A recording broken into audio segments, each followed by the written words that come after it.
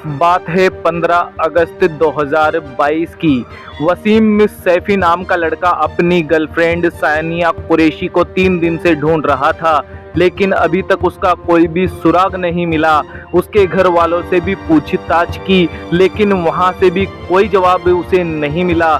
थक हार कर वो लड़का पुलिस स्टेशन जाता है और वहां पर रिपोर्ट दर्ज कराता है और सानिया के माँ बाप पर शक जाहिर करता है। उस सानिया कुरैशी के घर जाती है, उसके बाप से पूछताछ करती है। उसका बाप कहता है कि सानिया उसके मामू के घर गई है। पुलिस कहती है कि अभी हमारी बात कराइए, तो उसका बाप गोलमोल बातें करने लगता है। पुलिस का शक यकीन में बदल जाता है और पुलिस उसके बाप को गिरफ्तार करके थाने ले आती है। थाने में जब उसके साथ सख्ती के साथ में पूछताछ की जाती है, तो उसका बाप बताता है, वो कहता है कि 7 साल पुरानी बात है, हम मेरठ के बसंत विहार इलाके में रहा करते थे। पड़ोस में ही एक लड़का था, वसीम सैफी। पड़ोसी था, इसलिए घर आना जाना लगा रहता था। हमें पता ही नहीं चला कि वसीम और सानिया में कब मोहब्बत शुरू हो गई। जब पता लगा तो हमने सानिया को बहुत समझाया कि ये सैफी है और हम कुरैशी, ये रिश्ता कभी नहीं हो पाएगा, ये गलत कर रही हो तुम। लेकिन सानिया नहीं मानी। थक हार कर हमने वो मोहल्ला ही छोड़ दिया कि अगर दूर चले जाएंगे तो वो भूल जाएगी, लेकिन ऐसा नहीं हुआ।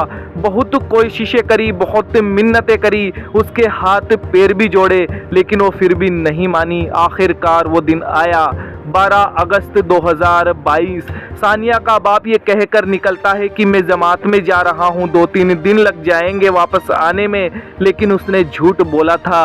ये सब प्लान के तहत किया था। रात को 3 बजे वापस आता है और अपने बड़े बेटे को लेकर सानिया के कमरे में जाता है। सानिया का भाई एक जानवर की तरह उसके पैरों में पैर फंसाकर उस जमीन पर पटक देता है और जैसे एक जानवर को जिबह किया जाता है, उसी तरह से वो कसाई बाप अपनी बेटी सानिया की गर्दन पर छुरी चला देता है। सानिया की गर्दन को धड़ से अलग कर दिया जाता है और फिर सानिया के जिस्म को, उसके धड़ को अलग अलग पैक करके अलग अलग नालों में फेंक दिया जाता है।